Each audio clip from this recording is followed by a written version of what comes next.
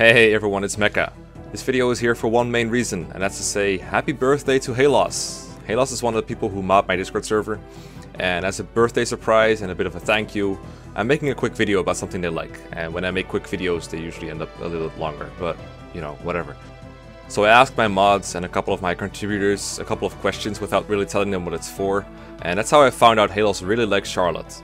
Now, I don't know jack squat about Charlotte because I haven't gotten that far in Fates, but he also said he liked Shadow Dragon, so I'm just gonna talk about Shadow Dragon for a bit and why it's such a great game, because I actually like Shadow Dragon. I've beaten Shadow Dragon a couple of times, including some Hard 5 playthroughs, and it's also a game I've co-commentated twice. Once on Don 0% Growth's Hard 5 playthrough, and once on Mangs' Hard 5 playthrough, so I've got quite some experience with it. Now, Shadow Dragon is a game that a lot of people dislike or are kind of lukewarm about. It's a remake of the original FE1, which is a really old game, and for what I can tell, most people dislike it for one of two reasons, or, you know, both. They don't like the way it looks, or they don't like the way it plays. Now, I can't really argue with the first point. I definitely had an initial bleh kind of reaction to the battle models in Shadow Dragon. And as I got more and more exposure to the game, I actually learned to love them. It's one of my favorite ones is the warrior that just kind of looked like the guy's just like swinging a rubber axe around. It's really hard to top the smooth and silly animations of the GBA or even the SNES, and even Path of Radiance and Radiant Dawn can feel underwhelming compared to those, so I appreciate this stance even though I still think it has its charm in its own way. The other point is one that I will contend a little more though, so I'm going to name some things that people don't like about Shadow Dragon gameplay. Number 1, it reuses old maps and objectives, and they don't age well. I actually think the old maps are alright, sometimes even cleverly designed. At other times they might be a bit dull, but I don't really think they're any worse than many of the maps we see today. When it comes to map design, I think Shadow Dragon holds up reasonably well. Of course, all maps are trivialized by the amazing Warp Staff, which is a bit silly. The Warp Staff basically skips content for you. But honestly, I find planning warp skips interesting personally, and if you don't use warp, I still think most maps are fun to play.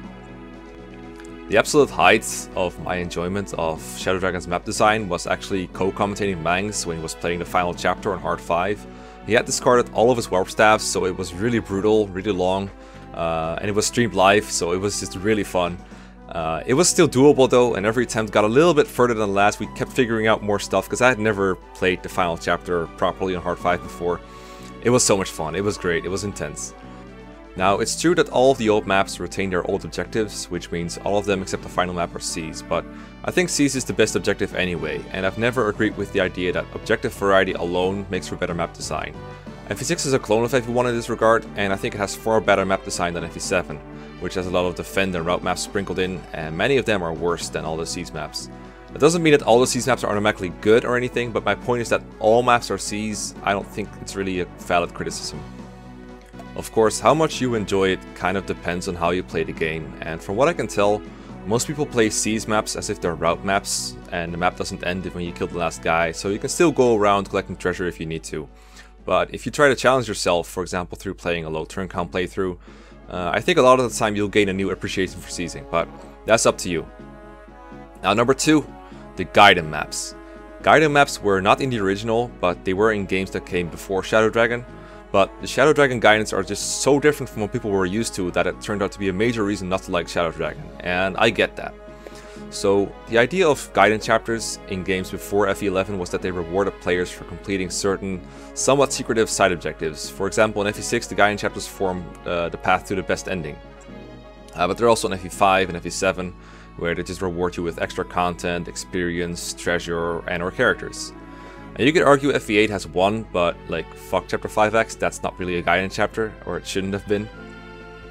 But you can imagine that a lot of players are used to Gaiden chapters as part of a complete experience of the game, and you want to play through the game unlocking them all, to get all the possible things that you could possibly get. They are part of the completionist package. If you approach Shadow Dragon's Gaiden maps like this, and a lot of people do, then you are in for a big disappointment, because Shadow Dragon Gaidens are clearly not made with the same intentions. Shadow Dragon Gaidens are unlocked by killing off people, and most of them involve having 15 or less characters alive by the end of the chapter. They are made to help out players doing poorly, and unless you're a very new player or you're a Mangs doing an Iron Man run, you'll never unintentionally stumble upon them. So the only way a completionist player can get them is by intentionally killing off characters, and this is something that Fire Emblem players are rarely willing to do. Rewarding players for doing things they hate doing creates a really annoying conflict. In this case, you have to choose between two imperfect playthroughs. Either you fail to keep everyone alive, or you fail to visit all the chapters. And every guidance gives you recruitable characters, so by failing to get the guidance, you also fail to get every unit. Now, that sucks. Personally, I never visit any of the guidance chapters in Shadow Dragon, not because I'm averse to killing off characters on purpose, but because the map design in them is subpar and I don't really enjoy playing them. I don't need the extra experience, I don't really need the extra characters or anything. The characters you get in them are overall pretty okay, but not really worth going out of your way for. The story excuses for going to the battle of the side objectives are always forgettable sidetracks, and I don't think they really add anything to Marth's journey or the gameplay experience. So in a nutshell, I think they're kind of boring and a mistake. Their existence, however, is not enough to make me hate the game, because I just kind of ignore them. That's not really an excuse for poor design, it just means I like the game despite there being something bad in it. I think that's okay, and I think it's something that more people should be able to do, just like a game despite some of its flaws. Now, I've said my piece on the things I disliked about Shadow Dragon, but of course there's a bunch of things I like as well. So here's a couple of things about Shadow Dragon that I do like a lot. Number 1, charming writing. The dialogue in Shadow Dragon is just enjoyable, I don't have a better word for it. Marth in particular has some great lines that he didn't have in the original. I've heard that his characterization in Shadow Dragon just wasn't as well received in Japan, and that's why when it came to New Mystery, it was dialed back towards a more wimpy version of Marth. But in Shadow Dragon, he is courageous, I guess? I don't know how to describe it, but I just kind of like him more in Shadow Dragon than I like him in any of the other games. And his interactions with like Nina and the rest of the cast, they're just good. They're colorful. Number 2, forging. Forging is something I think almost every player enjoys. Being able to make custom weapons and giving them custom names is just so much fun.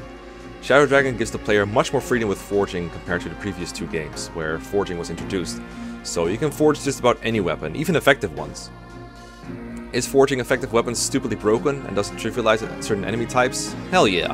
But even with those effective weapons, some part of Hard 5 are still very challenging, so I don't really mind this much. Forging is too much fun.